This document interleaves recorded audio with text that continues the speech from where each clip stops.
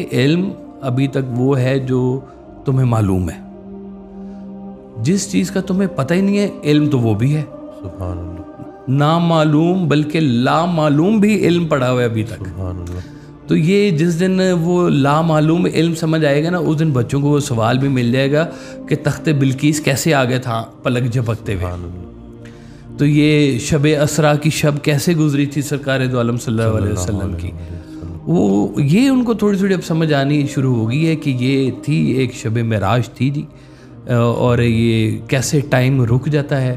اب انہوں نے کہا جی وہ ڈائمنشن ہو رہا ہے, وہاں کا اتنا ٹائم, یہاں کا اتنا ٹائم ہوتا ہے, وہاں کے اتنے سال, یہاں کا اتنا مومنٹ ہوتا ہے. یہ کچھ ابھی انہوں نے ڈسکور کرنا شروع کر دیا ہوا ہے. تو یہ بھی ڈسکور کر رہے ہیں کہ آوازیں ہیں جی, پرانی آوازیں, ان کو وہ ہوا میں رہ جاتی ہیں.